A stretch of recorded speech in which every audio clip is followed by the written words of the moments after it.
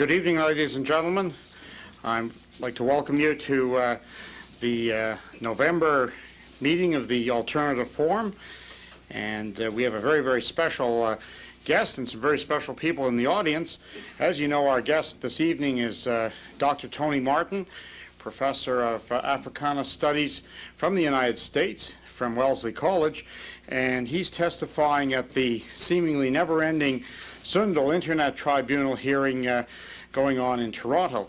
And to give him a full and proper introduction, I'd like to introduce the lead counsel for Ernst Zundel, the man who single-handedly broke Canada's infamous war crimes legislation and Canada's foremost legal defender of freedom of speech, my friend from the great city of Victoria, Canada's great Western separatist, Doug Christie.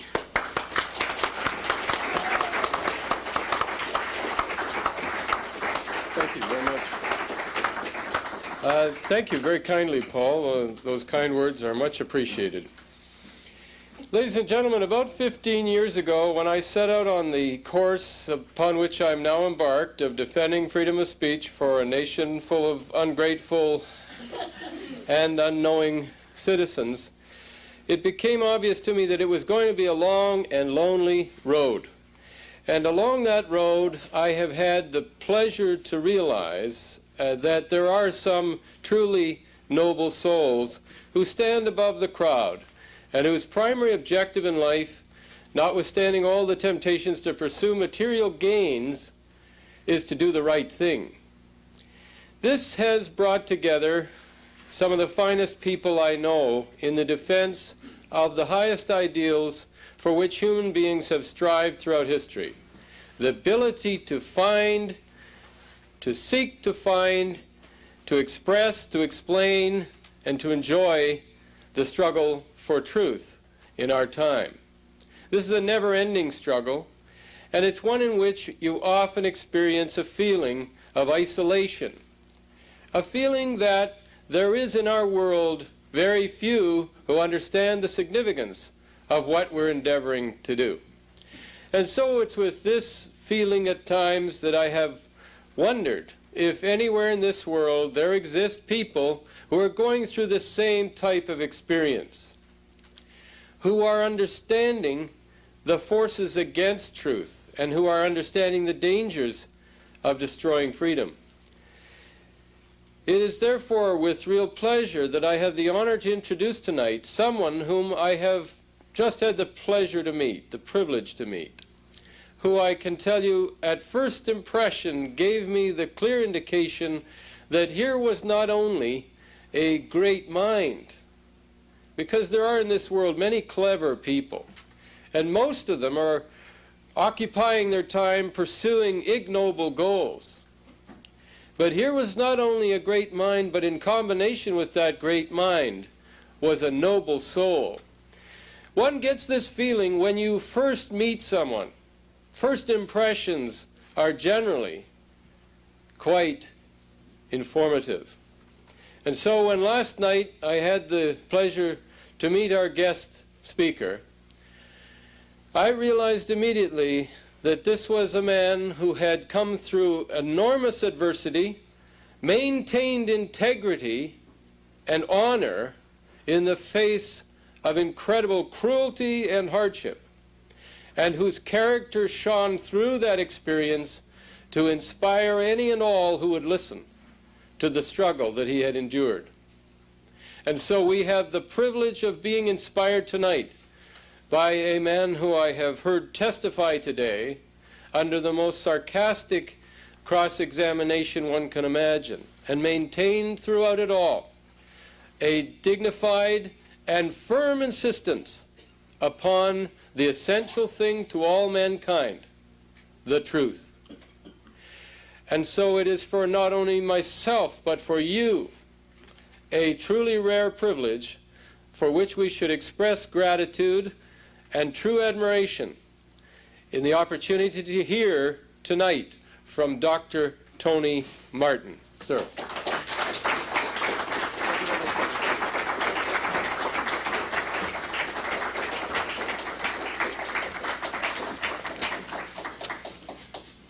Thank you very much, Doug Christie. I'm very humbled by your very generous introduction. Thank you, Paul Frum, for setting up this lecture tonight. Thank you, Barbara Kalashka, the member of the Zundel team with whom I have had most contact over the last 2 years. It's amazing how time flies. It's been over 2 years already. You know my topic for tonight. I was asked to speak for about 45 minutes, so conveniently there's a clock right in front of me, so I'll keep my eye on the clock. I will begin my talk tonight in similar fashion to the way I began the book, The Jewish Onslaught. I was minding my business, teaching my course on African American history at Wellesley College in February of 1993, as I had done for 20 years, when a strange thing happened. The long arm of Jewish intolerance reached into my classroom. On the first day of the semester, 2 students from a Jewish students' organization known as Hillel, unknown to me, were in the classroom. I thought they were simply people who were getting ready to take the class. They remained in the classroom for all of 1 day. They never came back. But that 1 day was enough to convince them that I was an anti-Semite, that I was teaching an anti-Semitic book, as they put it, as truth, quote unquote. The book was a book published by the Nation of Islam, The Secret Relationship Between Blacks and Jews. It's a relationship which, in a sense, is not secret, because Jewish scholars themselves for many years have documented their involvement in the transatlantic slave trade of Africans that brought Africans from the African continent to the Americas. Even though the material had been published for a long time in scholarly tomes hidden away in libraries, and in that sense was not really secret, yet and still there was an element of secrecy about it, because the average person, Jew or non-Jew, really was not very aware of that very significant Jewish involvement in the African slave trade. I myself, as a professor of black history, and as one who had taught black history for over 20 years, for 20 years at Wellesley College, for a couple of years before that elsewhere, I myself was only vaguely aware of the Jewish involvement in the African slave trade. By some accident perhaps, or maybe by some design, the textbooks, most of the textbooks that most people read dealing with the slave trade, even when they mention Jewish involvement, they never identify those involved as Jews. One walks away from those books with the impression that all of these people must have been Christians, when it's to the detriment of some other group, they would normally identify that group. But whenever Jews are the ones who are doing wrong, somehow they tend to tiptoe around the question of ethnicity. So here was someone like myself who had taught, who had studied this for over 20 years, and I was only vaguely aware of the Jewish involvement in the African slave trade. The book, The Secret Relationship Between Blacks and Jews, had been published about a year or 2 earlier. I had seen an advertisement for the book. I had bought it. I was very fascinated by the information, and I did then what I always do as a hopefully good teacher, and that is, whenever I discover new exciting material, I modify my course syllabus. I add it to the course. I like to keep my students abreast of new information as I gather new information. So that's what I did. I included this material in my course outline. It so happens that by the time I got around to putting the book into my course outline, the Jewish organizations had apparently already become aware of the book, and they had already made a decision that this was a book that was to be suppressed at all costs. There's a black professor at Harvard University by the name of Henry Louis Gates, known as Skip Gates for short. He has been a major spokesperson for the Jewish onslaught, against black folk. And he had already, unknown to me at the time, but he had already written an op-ed in the New York Times attacking the book. The op-ed actually had the typographical, the way the typeset was laid out on the page was actually in the shape of the Star of David. So here was an op-ed in the New York Times. I am told, I don't know if it's true, but I am told that this was the first time in the history of the New York Times when anyone had been given an entire page for an op-ed. Such was the importance that the Jewish establishment assigned to this book, that they took the unprecedented step of assigning an entire page for an op-ed denouncing this book. And they typeset the page in the form of the Star of David. And Henry Louis Gates was the editor, was the author of that op-ed. So by that op-ed, they had signaled in the most powerful way at their disposal almost, certainly in the media. This is the New York Times now, a full-page op-ed, Star of David. This was their way of signaling in no uncertain manner that this was a book that all should stay away from. Around the time that I introduced the book to my class, the Boston Globe, I live in Boston, the Boston Globe had also published an editorial on this book. So this was their way of telling people like me that we had better approach this book at our peril. Now, of course, I was not fully cognizant of all this. If even I was, it would have made very little difference. I tend not to be influenced by other people's opinions if I strongly believe in my heart that I'm doing the right thing. So I introduced the book. So what happened was that the Hillel students, this Jewish organization Hillel, the Hillel students who sat in my class on that first day, they said afterwards that they had gone to the student bookstore in the days approaching the beginning of the semester. They claimed that they had happened upon this book, on the shelves, and that had caused them to come to my class on the first day to see whether I was teaching this book as hate. Of course, for anybody who has ever been in a university, you know that very little actual teaching is done on the first day of class. On the first day of class, you take people's names, you introduce the syllabus to them, you give them an idea of what to expect, how many exams, and what will be on the syllabus for the semester, and so on. But you don't really get substantively into the material. Anyway, after the one day, they just went about their business and claimed later that they were convinced that this was a hateful book that I was going to teach. Things escalated very rapidly thereafter. Apparently, they went to their Jewish rabbi on campus. I'm still not sure if they acted independently. My suspicion is that from the very beginning, they may very well have been in collusion with someone else, but I don't know. They went to their rabbi. The rabbi called me, tried to set up a meeting. They went to the chair of my department, Africana Studies. They went to the dean of the college, one Nancy Kolodny, who apparently is a very observant Jew. They went to everybody they could. I told their rabbi when she called me, I said to her, well, okay, I tell you what. If you think that this book is racist and anti-Semitic, and I ought not to be teaching it, she wanted to come to my office to have a meeting with me. So I told her, well, I have a better idea. Why don't you come to my class? If you think the book is so awful, I will give you an opportunity to come to my class and to talk to my class directly about how awful this book is. I will let the class read the book, and then I'll let them decide for themselves whether what you said was true or whether what I say, that the book is, a straight, factual account of the Jewish involvement in the slave trade is correct. This, to me, for anybody genuinely seeking truth, would have been a golden opportunity, to bypass me and come direct to my students. She said yes, she would. But of course, having reconsidered it for a day or two, she called me back and said no, she didn't think that was a good idea. And this became the pattern that was to replicate itself over and over for the next several years. I've discovered in this battle with these folks for the last several years that they never like to flush out the truth in a normal, open fashion.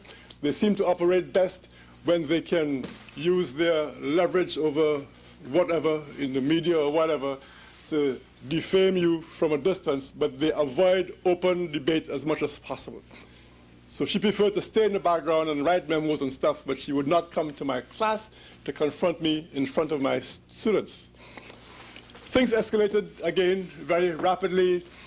We have an institution called Academic Council, whereby it's basically a faculty meeting that takes place periodically. A few weeks afterwards, I'm not sure precisely when, I went to an Academic Council meeting. And to my surprise, my chairperson, another black person like myself, from my own department, obviously, Africana Studies, to my surprise, he got up and made an impassioned speech denouncing me as an anti-Semite. He was followed by a Jewish professor. They had set this up prior to the meeting. This was an unusual procedure for an academic council meeting, but they had obviously set this up. So he was followed by a guy called Larry Rosenwald, a Jewish professor, who did the same thing.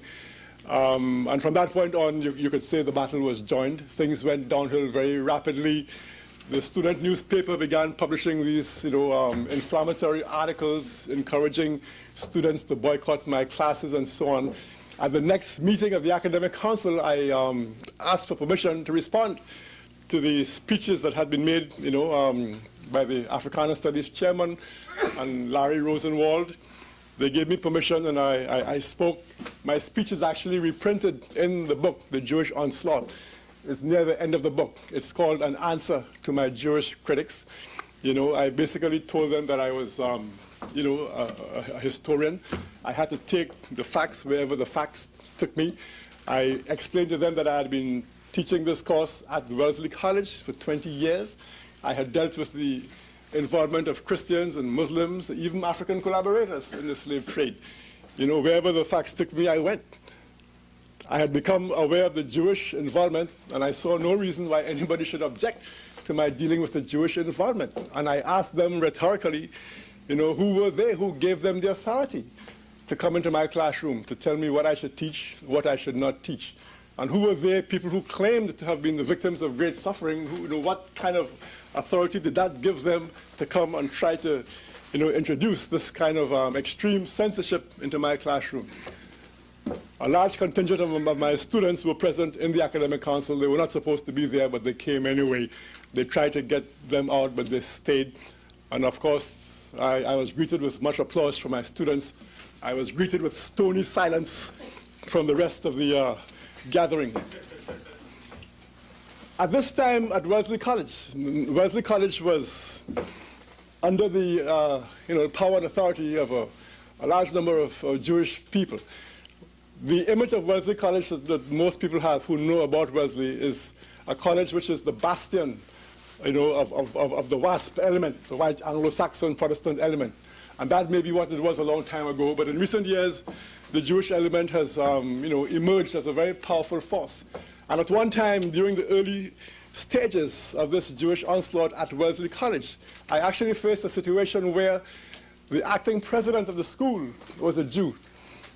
The dean of the college was a Jew. The head of student government was a Jew.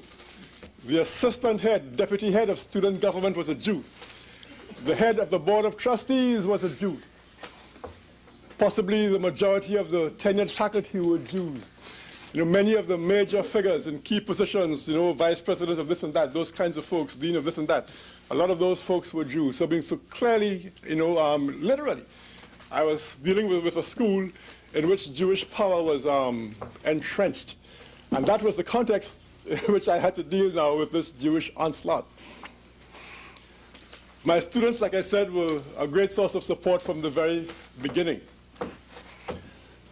Within a matter of days, the Jewish students from Hillel began circulating on the campus an article, the very same op-ed I spoke about earlier, written by Henry Louis Gates, Skip Gates, now at Harvard. The same op-ed I told you about, typeset like the Star of David, denouncing the book, the secret relationship between blacks and Jews. They began circulating that op-ed, reprinted with a ADL logo on it, Anti-Defamation League of B'nai B'rith.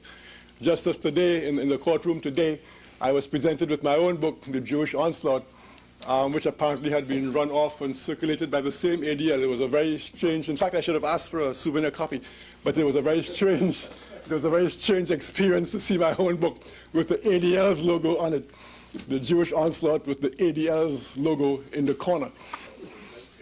So this, emergence of the ADL, this introduction of the ADL, convinced me that, it sort of reinforced my suspicion that quite possibly the ADL had been involved in the Hillel students' actions from the very beginning. Certainly they were involved from very early.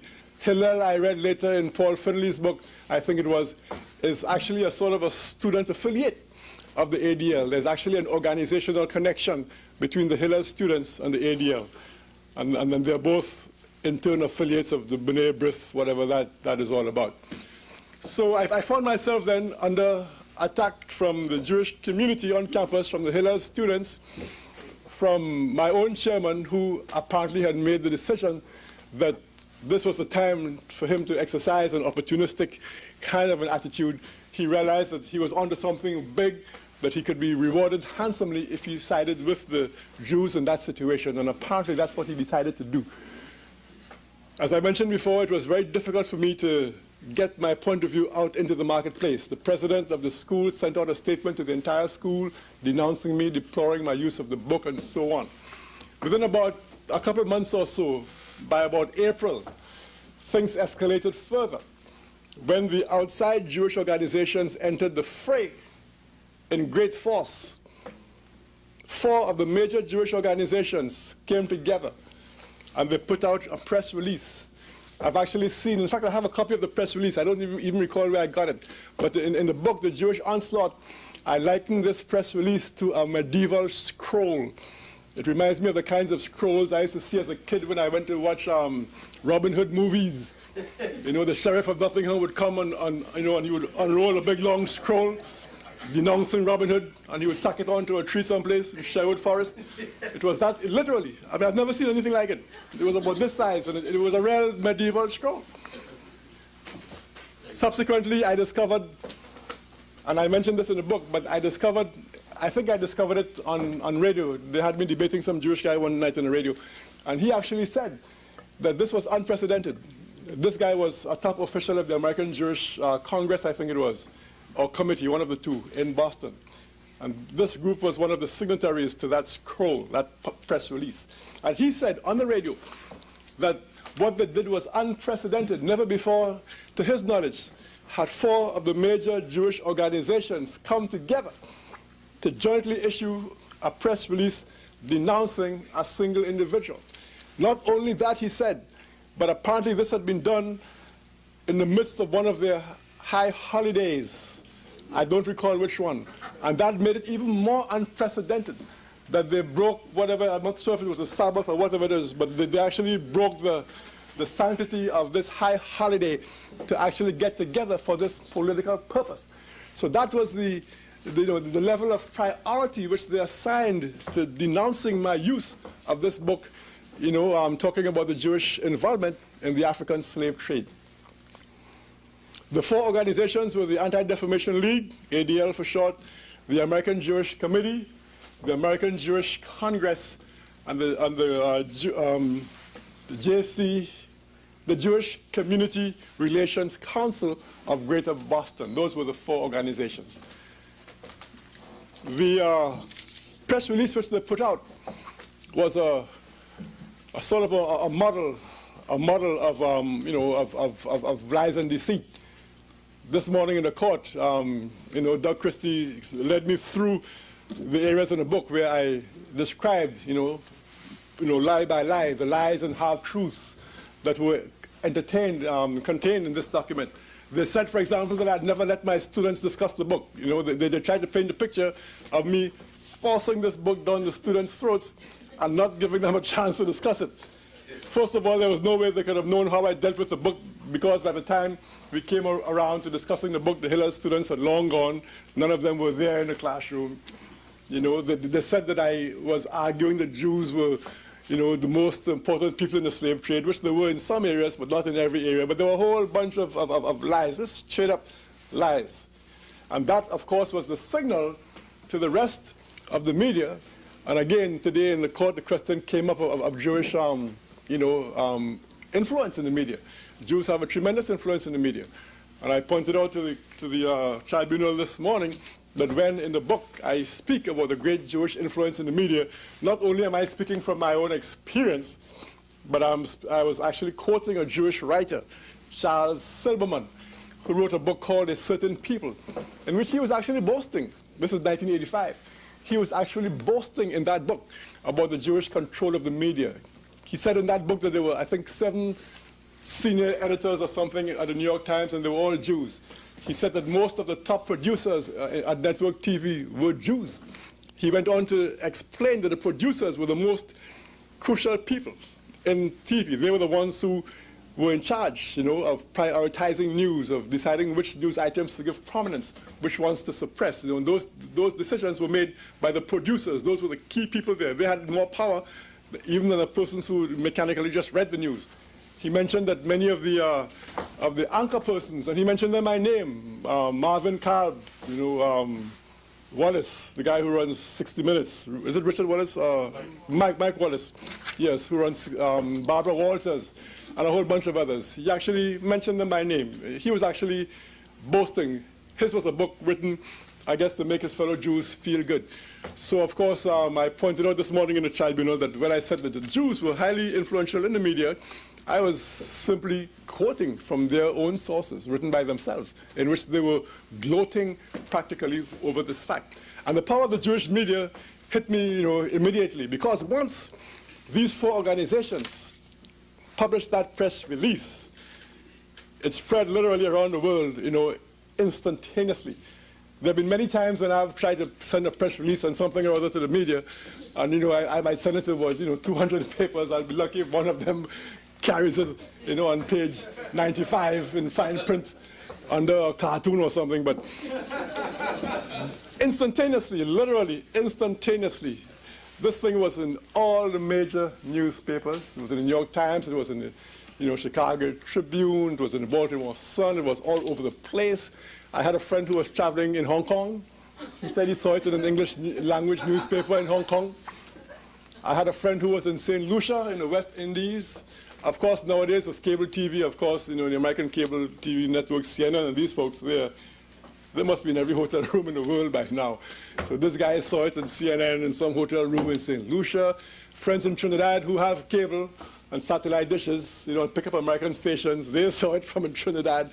This thing was literally spread around the world instantaneously. Then major networks, major newspapers began, calling up for interviews and so on. The Today Show did about 2 interviews. They sent people to the college. Ted Koppel with his Nightline, he sent a crew down to interview folks. There was a big segment on Nightline about it. And that's the way it went. NPR, National Public Radio, they did a thing. And so it became a major story. So here was something that began almost literally with nothing. They created an incredible story out of nothing. Here was I including less than 1 day's worth of readings on the Jewish involvement in the slave trade. And they had taken this, and that, if nothing else, that shows their power over the media, that they could take nothing and manufacture out of nothing a major story, to the point where Brinkley, this guy Brinkley, who has his program, his talk show every Sunday morning on ABC TV, The Week with David Brinkley. Normally they talk about matters of great import, national and international matters, presidential matters and matters of war and peace. Cokie Roberts, David Brinkley, and a couple of the guys, Donaldson guy, Sam Donaldson, and somebody else. But every Sunday they're on the TV there, prime time. And these folks took a whole segment out of their program to denounce me for using this book. It was almost unreal. There was something surreal about it. For something as inconsequential as this to be elevated to that level of madness. And I still think of it as total madness, even now, after 7 years, when I reflect on it, it appears to be something that almost didn't really happen. It's like a bad dream, almost. Luckily, I was not without resources. I figured that if I could not get my material into the mainstream newspapers, that I would find some way to get my word out. As a historian, I'm very conscious of the need for oppressed people to get their point of view onto the historical record. Too often, those who do the oppressing are also the ones who succeed, and the Jewish group was and is exceedingly skillful at what I call seeding the record. In other words, and I've seen this in many cases, I saw it this morning, they will write a scurrilous, defamatory article about you in the New York Times or the Boston Globe or the Baltimore Sun, some prestigious newspaper. And then 5 years later, they'll turn around and use that same article as evidence against you to show that this great prestigious newspaper denounced you as an awful person, when in fact the article was without merit. It's an article that they, in a sense, planted. So if one is not careful, one can, in historical terms, in the light of history, one can actually look back and have to deal with a historical record which is totally distorted based on the machinations of people who have actually seeded the historical record over the years. So I discovered that, well, as a historian then, and aware of all this, I figured that I had to find some way to get my point of view into the marketplace of ideas, as I put it, and that's when I hit on the idea of producing my broadsides. Over a period of maybe 2 or 3 years, I did 4 broadsides. The first broadside I called broadside number 1, and I think this really blew their minds. It was called Blacks and Jews at Wellesley News. Broadside number 1. And it went through 4 editions, up to broadside number 4. And this amazed them because in the past, in fact, and subsequently too, the power of the Jewish organizations is so great. And this is real power. I mean, they've destroyed so many people that, most people, I think, who find themselves in confrontation with them tend to back away or apologize or run away or, play dead or something. And the way they attacked me, one could tell they attacked me with full confidence that they would just roll all over me. Who was I? A single individual in a school surrounded by a Jewish, power structure in the school in which I was teaching. A black person in America. I wasn't even born here. So who was I? And there was this sense of extreme confidence that they would literally just roll all over me. And so the broadside blew their minds. It took them by surprise. I don't think they'd ever had to deal with anything quite like it, because here was I, my poor little lonesome self, basically, joining battle with them. And what I did in the broadside and what I eventually did in the book, The Jewish Onslaught, and again, being a historian was very useful. I decided to place my situation in a wider context. I began to look again at the whole history of black-Jewish relations in America. Because, and I think this is one of the reasons too why they were so upset with this book, the book published by the Nation of Islam, and that is there has been an elaborate myth that has been developed in America over a number of years, whereby the Jewish community has positioned itself as the great liberal force pertaining to the blacks in America. In other words, their position, the myth is that, other white folk may have done you this and that, enslaved you and whatnot, but we were always your friends. We were the ones who always helped you. We suffered just like you. As a matter of fact, we suffered more than you. So we can totally appreciate your suffering. And what this book did, whether this was the intention of the authors or not, but what this book did in a sense, and I think that the Jewish establishment were the first to realize it, was that this book, in a sense, pulled the rug from under this elaborate mythology that they had developed over a very long period. Because if they were actively involved in the slave trade like everybody else, then clearly they couldn't have been that liberal from time immemorial as they claimed to be. So they saw this then as, again, just pulling the rug from under them, and they saw this whole elaborate mythology of liberalism to black folk, about to be demolished by this argument. So this was the mythology, and I decided to look again at that view of black-Jewish relations. And I pointed out that the civil rights struggle, which they claim to have been so helpful in, that the civil rights struggle was, in a way, their involvement in the struggle for civil rights, in a way, was motivated by self-interest, that very often they were the ones who benefited very often from the civil rights struggle of blacks, that they helped the struggle as long as they could control it. As long as they could control it and dictate it into areas which were beneficial to them, that was fine. When the early civil rights movement, the early non-violent Martin Luther King integrationist sort of phase of the movement, when that sort of moved into the more black power, militant, black separatist phase of the 1960s, when people like Martin Luther King began to be supplanted by people like Stokely Carmichael, like Malcolm X and so on, as the major influential figures in black America. When that happened, and when, as a consequence of the black power revolution, when many of those Jewish-led organizations found themselves, when the Jews found themselves being expelled, because black power said, we want to control our own struggle, we want to be in charge of our struggle. This is a black struggle, we want to be in charge of it. And many of the civil rights organizations in the 60s, when civil rights turned to black power, began expelling the white members. But these white members, who very often were in leadership positions, were often Jews. So the Jews began to lose their position, yes, of power inside of the civil rights movement. And all of this was my argument in broadside number 1. And so I argued that when they found themselves being expelled from the civil rights movement, then, in a sense, they fell back on plan B. Plan A was to infiltrate the movement, run it from within. When they were no longer welcome within, plan B was to show a more severe, hostile face. As long as they were within, they could show a benign face. As long as that benign face was enough to further their goals and secure their self-interest, that was, there was no need to be overtly hostile to the movement. But once they found themselves unable to manipulate the movement from within, then my argument was that they became openly hostile. And that was when from that period is when I traced the development of what I call the Jewish onslaught. And I documented it very well. I showed, for example, that in 1968, when black folks were trying to introduce a curriculum in the schools in Brooklyn, New York, that was favorable to black students, when they were trying to get some more black teachers into the school system, the American Federation of Teachers in Brooklyn, New York, which was largely dominated by Jews, run by a guy called Shankar. They struggled against black parents' efforts to have a relevant curriculum and defeated their efforts eventually, and were able to reimpose Jewish domination over the teaching of black students and so on in Brooklyn, New York.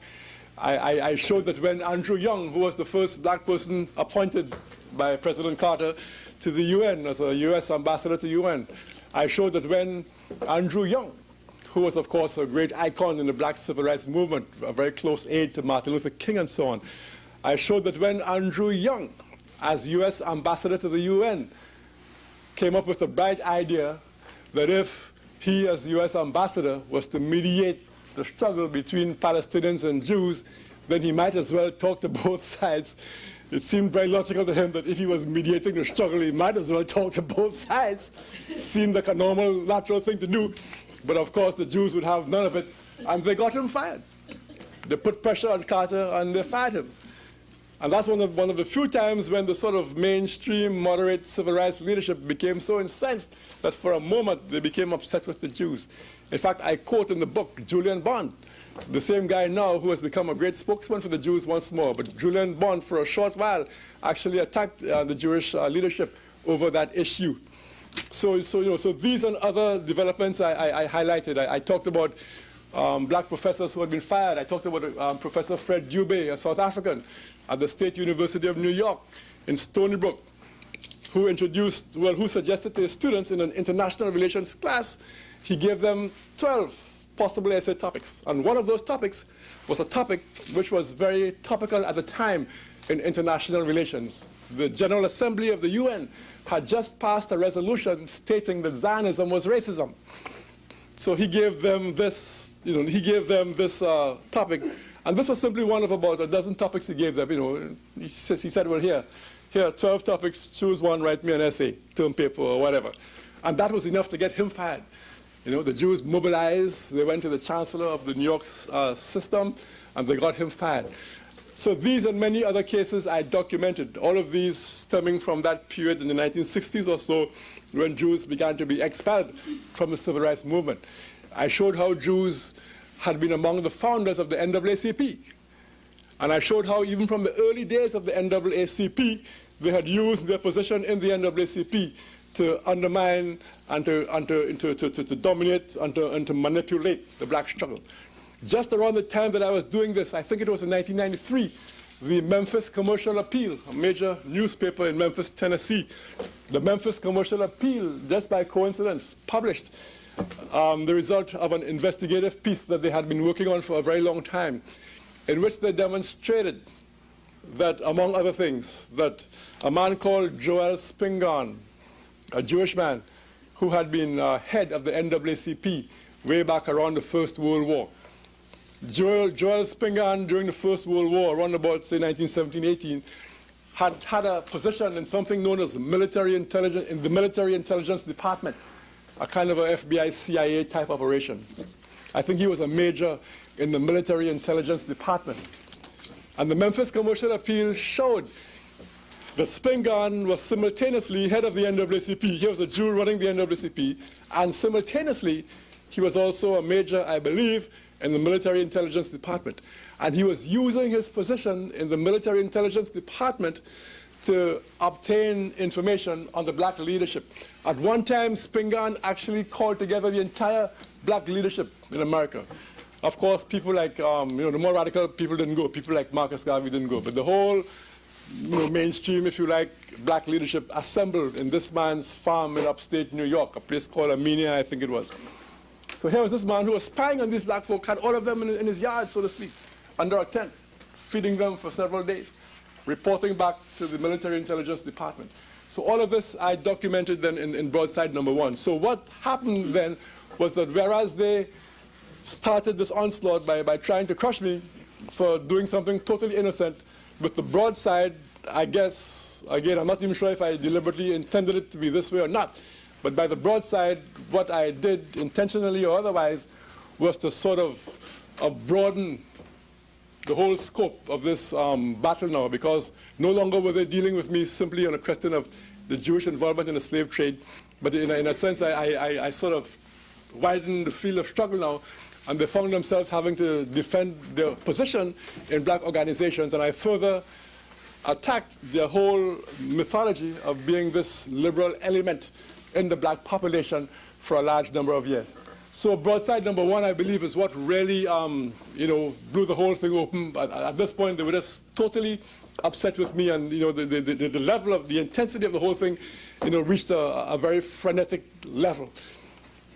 Luckily for me, in terms of getting my word out, in their frenzy, they actually, for a short while, gave me a little opening in terms of getting my word out, because the major news organs, people who would not normally have responded to my overtures, but who were responding to the Jewish organizations, press releases and so on, many of them, like I said, Nightline, the Today Show, a whole bunch of these big-time media agencies began coming to Wellesley College to do stories of this. I guess they were all fascinated by this black anti-Semitic professor who was bold enough, brave enough, or stupid enough to stand up to the whole might of organized Jewry in America.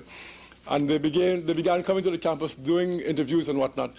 And even though the interviews were always skewed against me, nevertheless, they still gave me an opportunity, if even it was 2 seconds.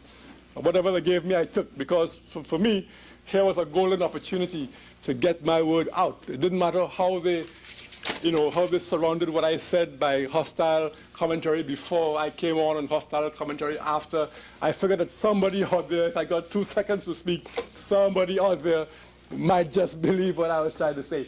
And I think that in their frenzy, I think they actually shot themselves in the foot, because they actually gave me for a short while. I think they eventually realized that their attempt this was part of their attempt to destroy me. They figured if I was seen by the populace at large, that I'd be totally discredited. But in fact, I think a lot of folks did sort of tune into what I was trying to say. And so they gave me invaluable exposure for a while. By the time they realized what was happening and pulled back, it was too late. The word had gotten out, and by that time it had become a kind of a snowballing thing. And many smaller media outlets now began to contact me, outlets that weren't necessarily under the influence of the Jewish establishment. The black press was marvelous. The black newspapers were excellent. The black radio talk shows I found to be totally fearless. I was highly, I guess, grateful to the black radio talk shows, especially. Some white radio programs began to contact me. I began to get a lot of mail, of course, a lot of hate mail, of course, from Jews, but I also got a lot of supportive mail from black folk and from white folk as well. In fact, one of the great revelations to me around this whole issue, something I hadn't really suspected before, was that apparently there was a large white community out there who was sensitive to this kind of issue, and that's something I really hadn't been quite aware of prior to this onslaught. People would send me material. I have a whole library of books now. In fact, one of the reasons why the Jewish onslaught was able to be produced so quickly, and one of the reasons why I was able to get so much information You know, I was able to cram so much information. I was able to get so much research, you know, into that little book in so short a time. And one of the reasons why is because so many people sent me information. People would send me books. They would send me references to other books. You know, they would send me obscure articles. They would send me Xerox things. You know, they would email me information. And so I actually, overnight, I had a huge archive of material that I could use. And I used it to very great effect in the Jewish Onslaught. The book, The Jewish Onslaught, I began writing that book, would you believe, in the summer of 1993. This would be maybe 6 months or so after the onslaught had begun. And I began writing that book as another broadside. The broadsides were normally 4 to 6 pages long, letter size, typical newsletter format. And I began writing that book. That was supposed to be another broadside. I sat down to write the book, and to my surprise, you know, I had read so much by this time, in such a concentrated fashion, that once I sat down and began to write this 4-page broadside, the most amazing thing happened. It's like this, the information just began to pour out of me. I mean, it was like as though I was transfixed by some greater force. And literally, I mean, this thing just poured out of me. That book was written in about 2 or 3 weeks. I mean, I can't believe it. You know, looking back at it now, I can't believe it. But I had sort of absorbed so much of this information. And I had lived, you know, on the front lines of this battle for 6 months. That it was, you know, it had become part of me, you know, part of my being, and it just poured out. And I was actually writing this book and researching it at the same time. You know, I would write a few pages, I would discover there was some element I wasn't aware of. I would go research that, come back, write a few more pages, and people would be still sending me stuff. It was very hectic, but I put it together in no time at all. The book was finally published, I believe, early in December of 1993. And if the broadside #1 caused consternation, this book, I suspect that several leaders of the ADL probably may have had apoplectic attacks when this book came out. Because if the broadside blew their minds, this book, I don't know how I would characterize the impact that this book had on them. Again, I don't think that anybody had ever done this to them, had responded to them in this upright, forthright manner. And the book wasn't a wild, you know, a diatribe. I wasn't saying Jews should go to ovens. I wasn't saying that Jews this and that. The book was a scholarly book. It was a polemic. It was a serious book. It was a polemic. It was written with great force. But nevertheless, it was a scholarly book. It was well documented. It was well argued. It was a revisionist book. It was revising that whole mythology of the liberal Jew, as far as he was in contact with the African-American struggle. And again, the book had a great impact. And once more, and this is something else that I discovered. Despite their great power, they will sometimes shoot themselves in the foot, despite their great power. And the power has bred a level of arrogance, a level of carelessness. I guess they have won so many easy victories that they've gotten to the point where they assume that every victory is going to be easy. And when someone stands up to them, for a while, they almost don't know what to do, because it was as though they hadn't had to deal with that kind of a resilient force for a long time. It was something new to them, you know, and with all the powers, almost as though for a short while they didn't know quite what to do. It's as though someone came along with a bag of tricks, and they had exhausted all their tricks. They had demonized me in the press. They had tried to get me fired. You know, they had planted material claiming I was having an illicit sexual relationship with a student. They'd done all the things they normally do. They had pressured my employers. They'd gotten Uncle Tom Blacks to denounce me. You know, they had pulled out all the tricks from this well-worn bag that they had been carrying over their shoulder for the last, several years. And here was I now coming at them with the Jewish Onslaught, a well-reasoned, serious book, a book which as I like to put it, I like the word conjure. I borrow the word conjure from Shakespeare. I think it's from Julius Caesar somewhere. But whatever happens, that book is a book which they will have to conjure with till the end of time. There's a power in the written word. That book is on the record. It doesn't matter how much they denounce it. It doesn't matter what they say. That book, they will have to conjure with till the end of time. 500 years from now, they'll have to conjure with that book. And it's a book which they, in a sense, are responsible for.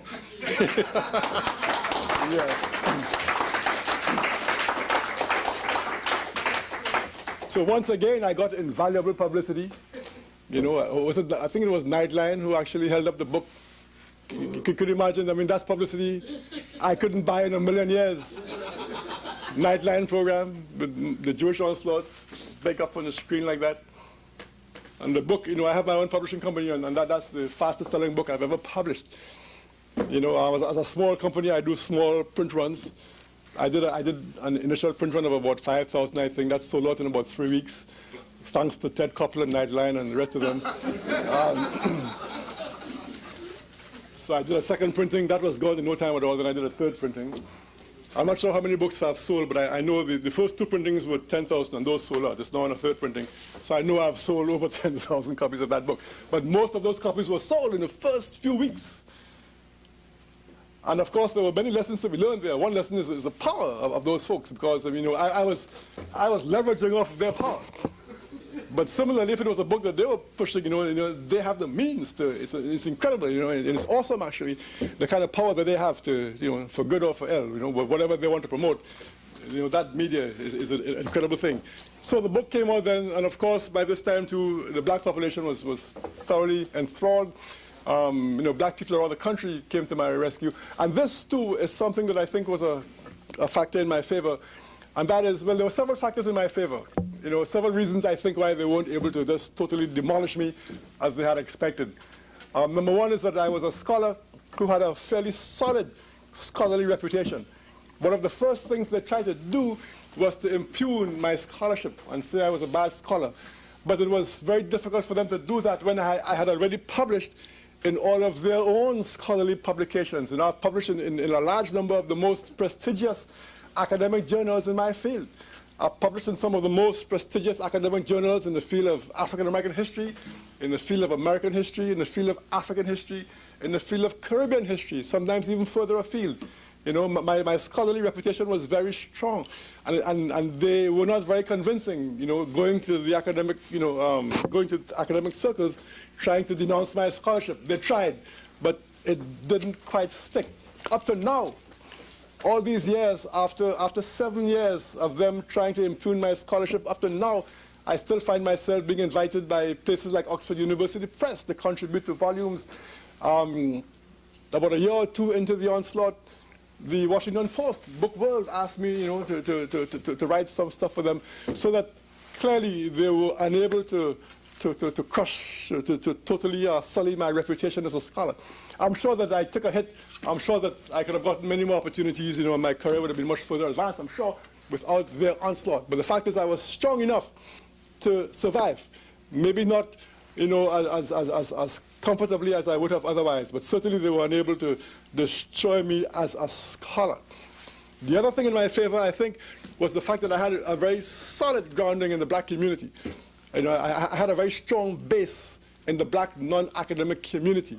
I'm someone who is very well grounded in my community. I'm someone who is very well known in black organizations and so on. And I would say for about maybe a year or so after this onslaught started, there was a time when for months on end I would not spend a weekend at home. Small black organizations, little study groups very much like this. There are many groups like this in the black community, that provide alternative information and so on. Study groups, they call themselves sometimes, forums of all kinds. They would be inviting me all over the country. I found that students on campuses, including very often the black students, were also very, very supportive. And usually when I turned up on a campus, the Jews would organize. They would be outside handing out all kinds of scurrilous information and so on. They would always be there. But again, the black students were very steadfast. They were very strong. And I was full of admiration for the black. These are young black kids. And that made me feel very, very good, for the future. Because these young black kids were unafraid. They were unafraid. Sometimes they went through hell and high water to get me on campus. Sometimes it was, again, sometimes it was so surreal. I remember going to Columbia University to speak, and things were so wild at Columbia that they had to get security guards to escort me to the room and escort me back to the, to the room where I was staying overnight. It was, again, it was unreal. The same thing happened at a variety of other schools. There was actually fear that grievous bodily harm might befall me. And again, all because of nothing almost, just because these folks had artificially created a great issue when in fact there was largely nothing to begin with. So the Jewish Onslaught then, the book, took things even to a higher level, and there things remained for quite some time. There were several lessons. Oh, I should mention that one of the very helpful things that happened was a big rally. The black community had a huge rally for me in Harlem. In the midst of all this, several black organizations got together, and they had a huge rally. I don't know how many hundreds of people there were there, but there were several hundreds of people there in a big school, Harriet Tubman School in Harlem. It was a very beautiful thing. And again, there were many other smaller rallies all over the place, all over the country. I was crisscrossing the country. I was going to Oakland, California. I was going to Los Angeles. I was going down south. I was in the Midwest. I was all over the place. But clearly, I got the sense that despite the power of the Jewish onslaught, I got the sense that there was definitely, a solid grassroots movement out there. There were people out there who were willing to stand up and to be supportive. And that I found to be a very helpful thing. Now, there are several, my 45 minutes is just about up, so there are several lessons I think that I took away from this Jewish onslaught. Maybe I could just summarize a few of the lessons that I took away from this, and of course, I'll be more than happy to expand on anything you want me to during question time. I think that the first lesson I took away from this experience was, as I have hinted already, that the Jewish power almost said in this country, but in this country too, in fact, and in the US of A, in both countries, in North America, is awesome. It is really awesome. They have the power. The power of the media is awesome. The power of money, the power to influence other people. I discovered that what surprised me was that even though here was I, someone in a comparatively weak position, being willing to stand up and fight back against these forces, I found that many people from mainstream white America who were much more powerful than I was, and who were, as powerful as the Jewish group was, who had as much money as they did, and who you would have expected would have been less fearful. I found that many of the mainstream white folk in North America, despite what I consider to be their great power position, were nevertheless somewhat cowed, either cowardly or cowed by Jewish aggressiveness. And I still am not quite sure why this is, but there seems to be a fear out there, and I guess the Jewish organizations like the ADL and so on, they're very aware of this, and they've gotten into the habit of bullying everybody because they have this expectation, and in many cases this expectation is realized, that once they bully folks will just back away from them. So that's one lesson I take away from them, that the Jewish power out there is real and it's awesome. In my book I quoted from Lenny Brenner, a radical Jew, interestingly enough, from his book Jews in America Today, where he looked at the Forbes figures. Forbes magazine every year does a listing of the richest people in America. Well, that's the US of America. And he analyzed the figures, I think it was for 1992. And he discovered that 1/3 of the billionaires in the Forbes list were Jews. Jews say they are something like 2.5% of the US population. So here was 2.5% of the population, and there were 1/3, 33% of the billionaires in America. So that's an objective reality then that speaks to the great power and influence which they have. But I found, nevertheless, that despite their great power, as I've said before, nevertheless, they could be resisted. And their power is not to be underestimated, but nevertheless, I don't suppose any entity is ever all-powerful all the time. And so my experience was that despite their awesome power, they will, like I said before, shoot themselves in the foot sometimes. Their very power gets in the way sometimes. It makes them act in an ungainly manner and so on. And perhaps, it's like a huge army, a huge immobile army fighting a very mobile guerrilla force. Sometimes the mobile guerrilla force will be able to outwit and outmaneuver a huge army with all its guns and B-52 bombers and whatever else it has. So those are two lessons I took away. Another lesson I took away is a lesson which I knew in theory, but which I was able to see in practice, and that is that every group on the face of the earth has people who can be bought. It doesn't matter how oppressed a group is. There'll always be the Quislings, there'll always be the Uncle Toms in any group. And I saw it in my case with the chairman of my department. There were 2 black persons at my school who came out on behalf of the Jews against me, and they were both rewarded handsomely and almost instantaneously. Both of them were given endowed chairs. It's so amazing. At the next commencement, to everybody's surprise. And what was so interesting about it was that there was no effort to camouflage it. There was no pretense. You would think that it would look so obvious that they would give maybe one a chair this year and another one next year. They gave them both chairs right away. Plus any number of other perks as well. So in every struggle then you find that there are those who are willing to, I guess, compromise their integrity for monetary gain or for any other kind of gain. I discovered that part of well, first of all, I didn't discover, but my suspicion that the media is full of lies and distortions was greatly reinforced. I remember once taking the editorial from the Boston Globe. The Boston Globe wrote an editorial denouncing me for doing all kinds of things, for not letting my students discuss the book, for teaching the book as hate, all kinds of things. And this was while the class, that I was teaching, where this onslaught erupted, was still in session. And I remember taking this editorial from the Boston Globe to the class next day. This is the very class they were talking about, saying that I wasn't letting them discuss the book, and the book was this and that. And I read this editorial to the class, and that was a great object lesson for that class.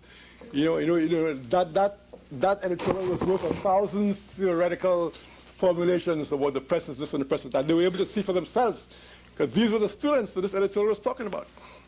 And they were able to see for themselves. And this is major media. This is Boston Globe.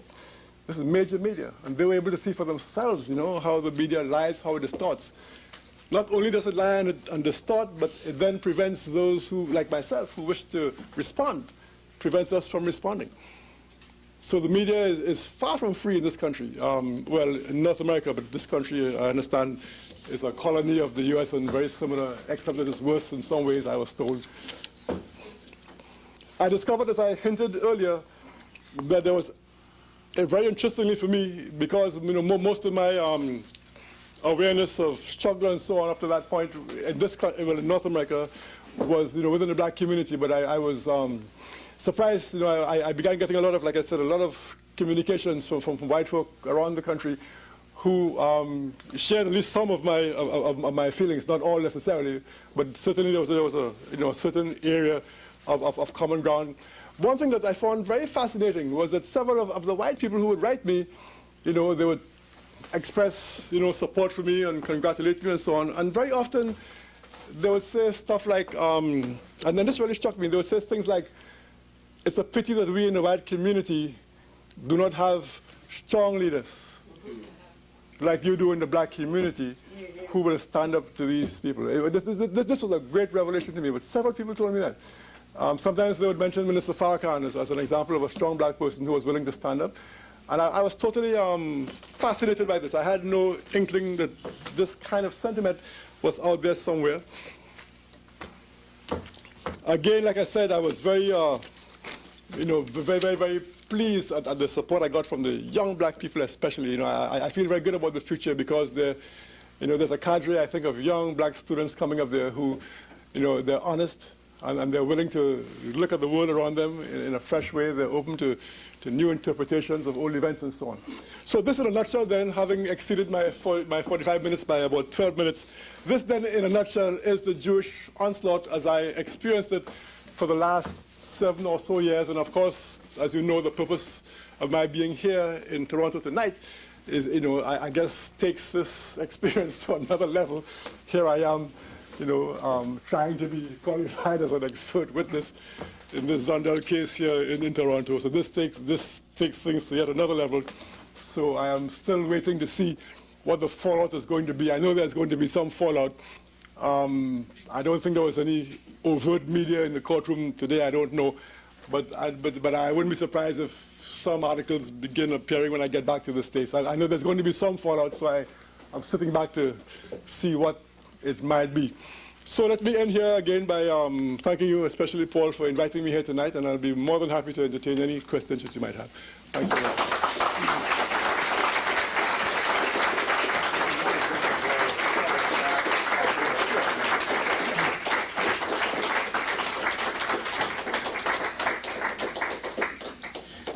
Well, ladies and gentlemen, I think you'll agree with me that we've been treated to the views of a really fine man, and a man who has fought very hard for his people and for search for the truth. I'm going to let Professor Martin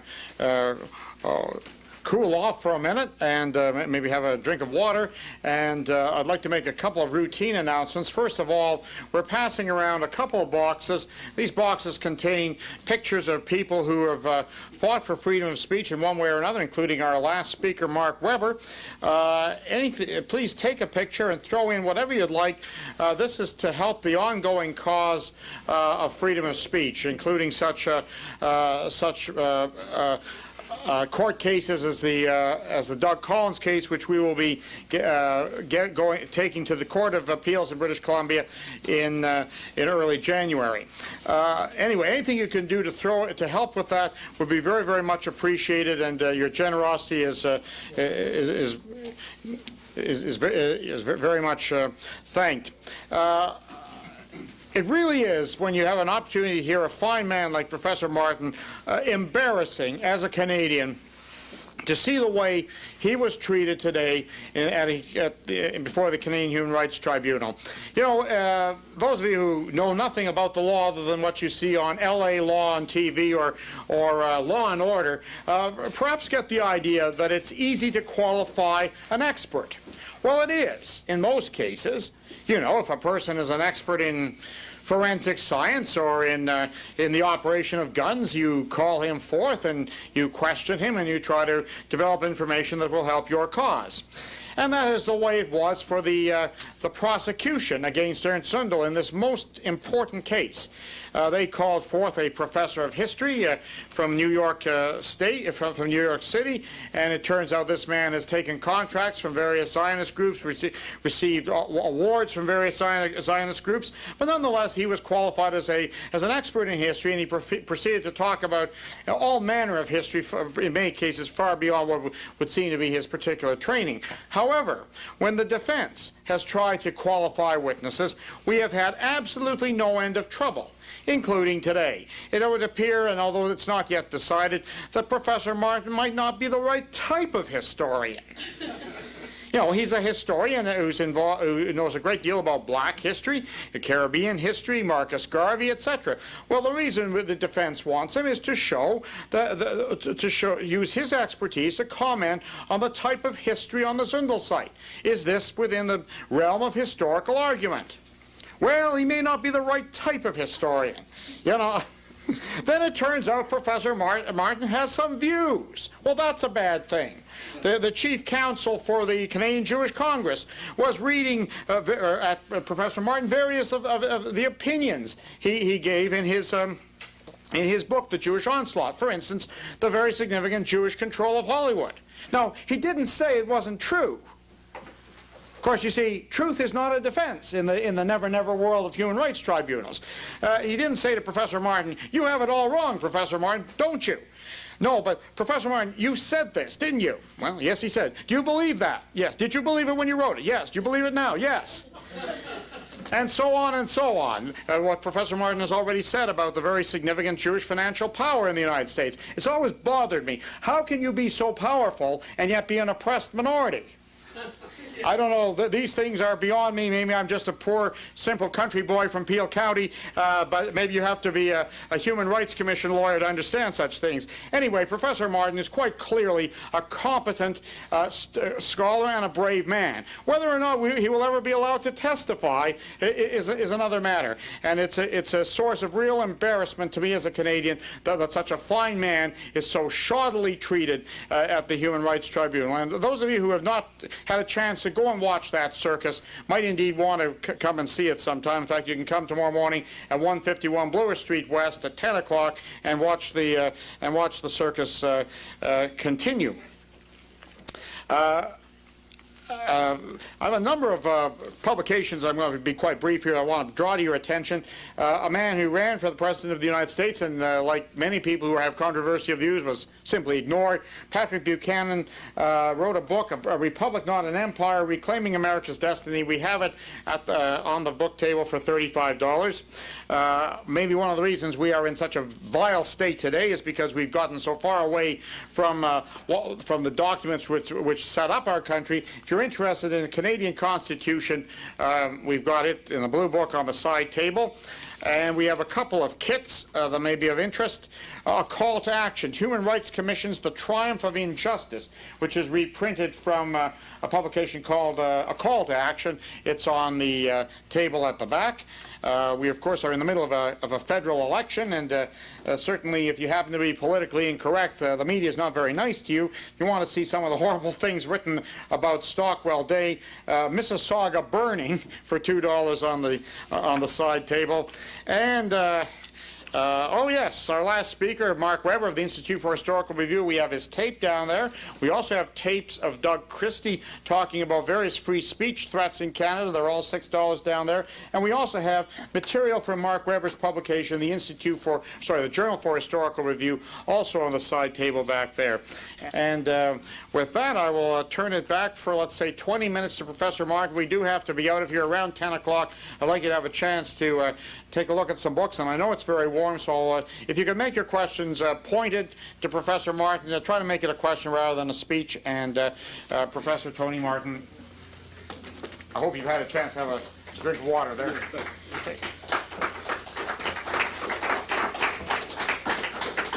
Yes, ma'am. Is it possible still to obtain copies of your first 4 broadsides? Yes, actually, do you know they are on a website? There's a website called blacksandjews.com. blacksandjews.com. Yes, so they're all on there. Also, broadside number 1 is reproduced in the book, The Jewish Onslaught. It's at the end of the book. And if that still doesn't work, you can always give me a note with your address, and I still have hard copies at home. I can also mail you some hard copies if you so desire. Okay. Yes. Yeah, I am African. Right. Specifically South African. Right. And we came here with some other friends. Mm-hmm. And we came here specifically to hear the Jewish involvement in the slave trade. Okay. Right? And the other thing, you know what's happening in Africa with the Jewish involvement with the mining companies, with the diamonds and stuff, Seri Salon and all that kind of stuff. And my Afrikaner friend at the back there told me something yesterday which I didn't know about.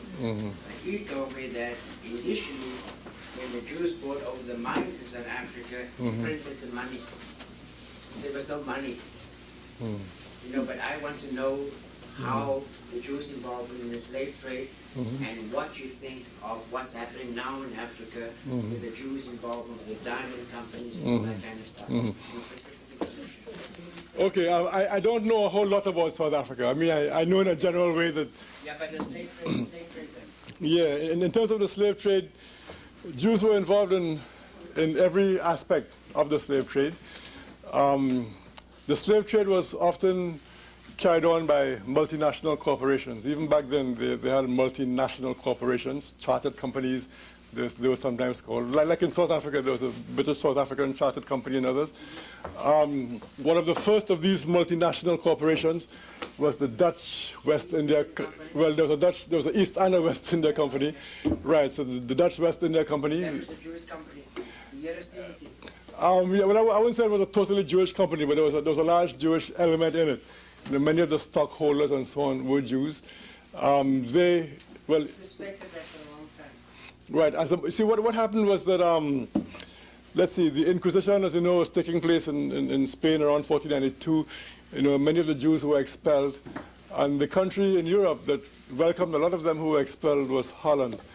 So they found themselves in Holland, and Holland was one of the pioneers, was one of the big shipping nations and a pioneer in shipping Africans across the Atlantic. So the Dutch West India Company then had a lot of Jewish financial involvement in it. Jews owned a lot of the ships that actually brought those Africans across the Atlantic. The Dutch West India Company used to go to West Africa. In fact, they actually owned what they call forts, in West Africa, where they would, keep the slaves in prison-like conditions until a ship came along to bring them across the Atlantic. Jews became the dominant factors in the slave trade in certain places in the Caribbean and South America. For example, in Brazil, in the 1600s and 1700s in Brazil, the Jews were a major element. A large portion of the slave owners in Brazil in the early years were Jews. A large portion, perhaps as many as 50% at one time, of the slave owners in Suriname, which is right next to Brazil, were also Jews. Jews dominated the slave trade in Curaçao, which was also a Dutch colony, as was Suriname, as was Brazil for a while in the 1600s as well.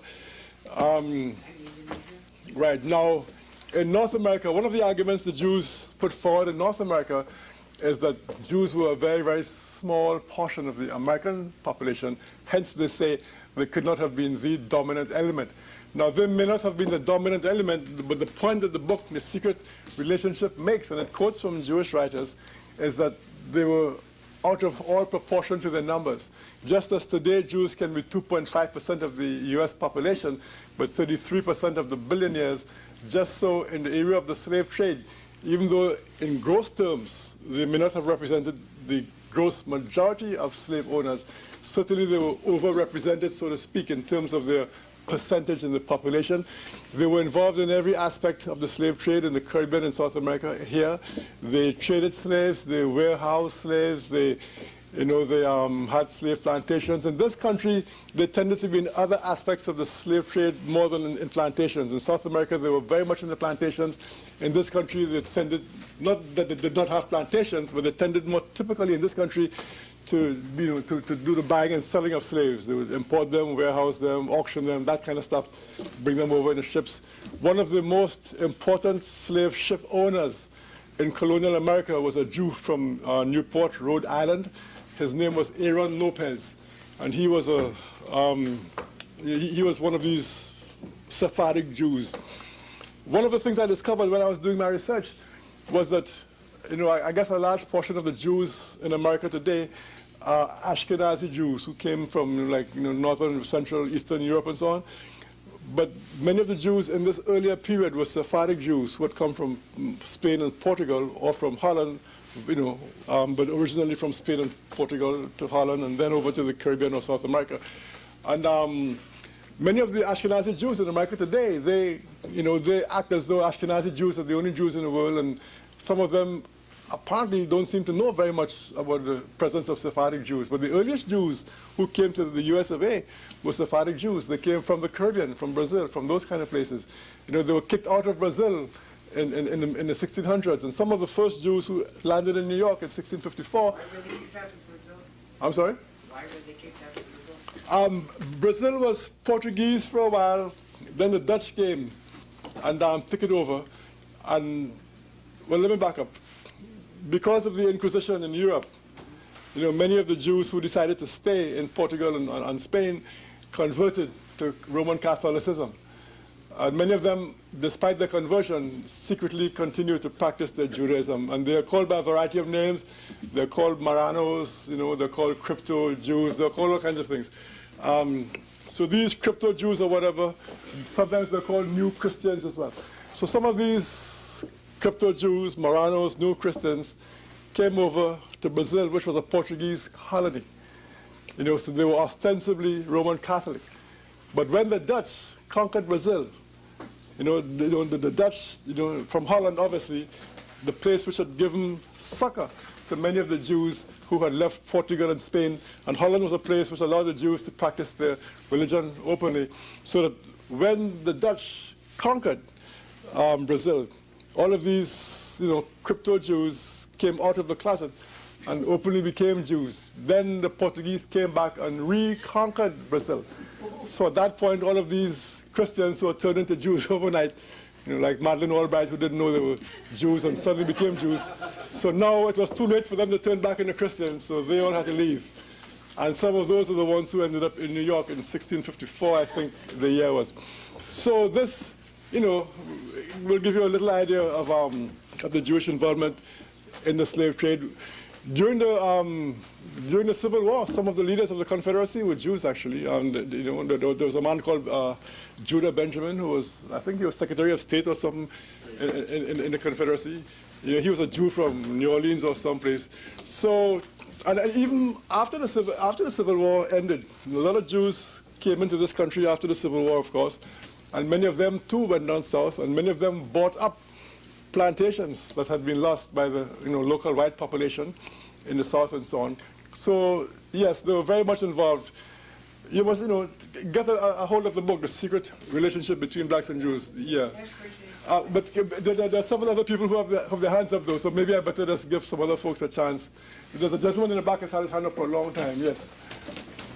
Yes, concerning the book about titled The Secret Relationship. Yeah. In the copy that I have, which I purchased at the Third World Bookstore here in Toronto, unfortunately this bookstore is no longer functioning. It says on the cover, Volume 1. Yes. Was there a Volume 2? No, there wasn't a Volume 2, but I know that a Volume 2 is in preparation. And I know, and the Jewish element, they better start bracing themselves for Volume 2, because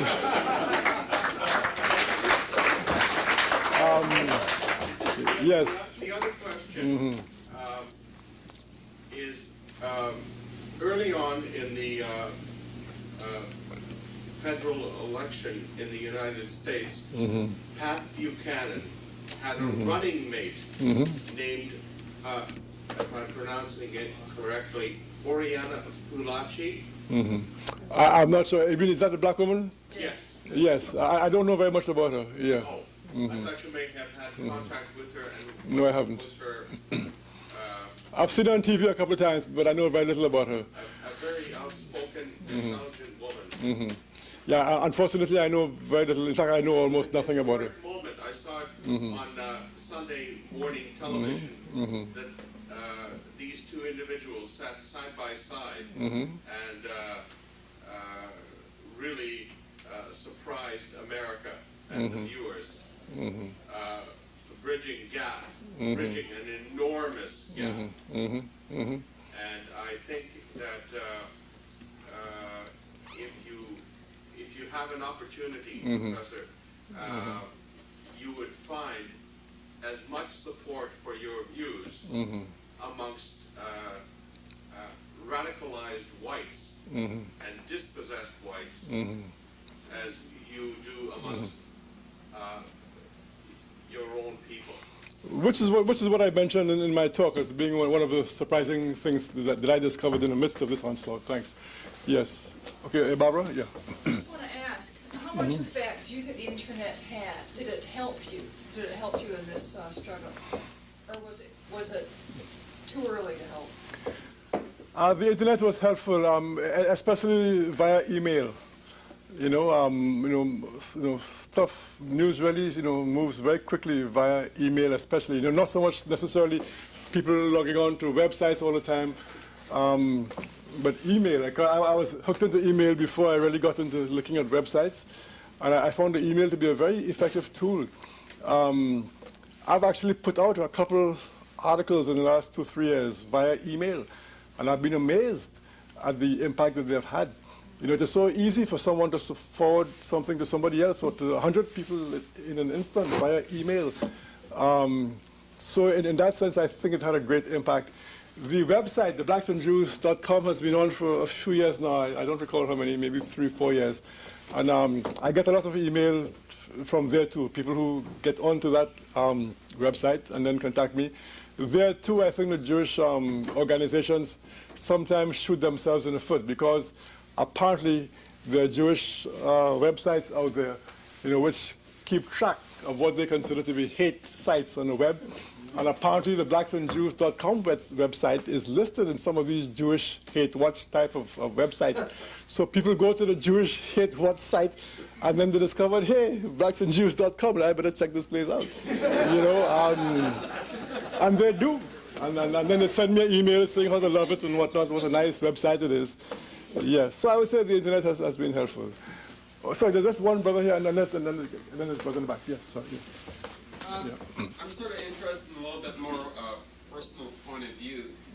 A lot of people that have had to deal with this sort of Jewish question, if I can say that, go through personal and sort of psychological and sort of emotional kind of, you know, as someone like Bernd Zimmer has sort of said that he found himself going off and on the wagon as sort of an alcoholic that was trying to pick up I didn't know that kind of thing. Did you find yourself going through this kind of emotional or psychological denial and then acceptance and then denial? Well, I haven't sort of, no, I haven't self-destructed yet, thank goodness. So I hope I can hang in there. Yes. You know, I was listening to something on the radio the other day, and some psychologist was talking, and he or she, I don't recall which it was, you know, or it may have been something I read. Anyway, but they were saying that there's a correlation between personality to some extent and longevity in terms of some kinds of people who were more prone, they said, to heart attacks and strokes and so on. And one of the things they said that struck me was that optimists tended to do better in terms of longevity than pessimists. And that struck a kind of a chord when I heard it. So I think I'm an optimist. You know, in other words, despite the odds against me, I've always felt that victory was certain. It was only a matter of time when I was bound to triumph. You know, I've never felt crushed by them in any way at all.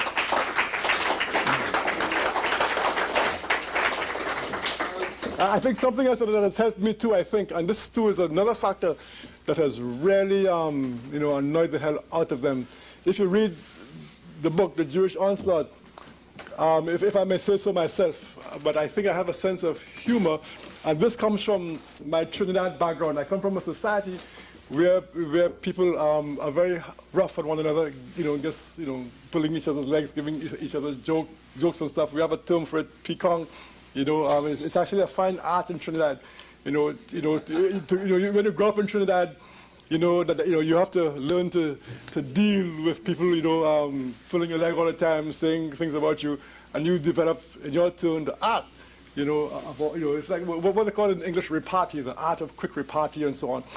And it only occurred to me afterwards. I think I did this instinctively, but it's only afterwards rereading the book it occurred to me that I was, you know, making fun of these folks in a kind of a way. You know, I wasn't only responding to them seriously, but I was, in a sense, almost making fun of them in a kind of a way. I was treating them with a kind of irreverence, which I don't think they're often treated with. Yeah. And that sense of humor, I think, has helped me a lot. You know, in order it kind of lightens the burden. You know, rather than moping all the time, I see it as a challenge, you know, and I use my wit against them. In Trinidad, we have an expression we would say, I sing a calypso on them. You know, calypso is the art form in which we have perfected that art of making fun of one another.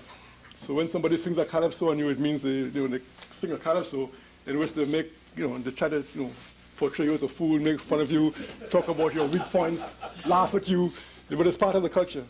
And in a sense, I think I sang a calypso on them in that book.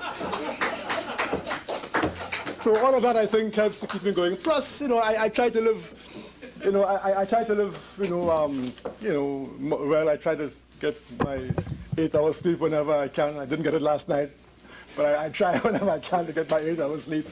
You know, I try to eat moderately. I don't overeat. You know, I try to live sensibly. You know, nothing special, but I try to live sensibly, and I try to maintain an optimistic outlook. And I think that those two things have probably helped me a lot. Yes. So, brother in the back there, yes. Thanks for the information. Thanks. Another thing which I would like to know is that what makes such small group of people so powerful in terms of even their financial power? is there a secret formula or code which they are using in order to help? And as you mentioned, like in America, the 2.5% of the population controlling 33% of the billionaires. money. Same all over the world they're doing it, including in South Africa, where you find that there are only about 100,000, but visually they control South Africa. Like a company like Anglo-American Individuals, you know, which is a huge, you know, global monster, which controls gold and diamonds all over the world. How do they actually, you know, in your studies, in your scholarship, have you come across what do they use in order to actually manage to have such concentration of power? You know, it's a question which I've asked myself many times. It's a question which I've seen many people try to answer. I can't say that I know myself what the answer is. I suspect it may have something to do with the fact that they are, you know, at one level, a sort of a tightly knit group. You know that it's an old truism that a small, highly organized group, you know, can very often, you know, prevail over a much larger, less organized group, you know, especially if that group operates in a semi-clandestine fashion, you know, if you have, you know, I guess, you know, like secret societies and stuff maybe may come in this category, I don't know. But if you have a small group that's tightly knit, you know, highly organized, you know, that kind of organization and that sense of community, and especially if it's like semi-clandestine, I think that is a powerful organizing tool, a powerful empowering tool, I think, in all kinds of situations. And you know, so the Jews, I guess, because they have this sense of being a community, you know, reinforced by their, you know, religion and so on, and their sense of history and whatnot, the fact that they maintain close connections very often with other like communities in other parts of the world, which enhances their ability to do business across national lines and so on. I think that those factors may be a contributory factor. But I can't really say that I have solved that particular riddle. I can't say. Yes, brother, yeah. One of the ways to start attacking this is by telling the truth historically. Because, I mean, who says that these particular Ashkenazim Jews have the lockdown on being Jews in the first place? Because we look at them historically, these are people who are, like I said, Ashkenazim, and historically they are not really Western Asians to begin with, because theoretically there are Hebrews all over the world. But these particular people use all this anti-Semitism hysteria, and the fact of the matter is, if we want to look at what Semitism is, they're not even Western Asian in bloodline anyway. These are people through propaganda. The United States, how could I say, military machine has bullied their way into Palestine. So I think that's one of the first things we have to do is look at what a Jew is anyway. Is that correct? Yes, yes, I've seen a lot of stuff along those lines too, yes. Yes, the fact that the Ashkenazi Jews were converts from the Khazars in Central Europe and so on. Yes, so are we out of time? Okay. Yeah. Thanks a lot then. Thank you very much.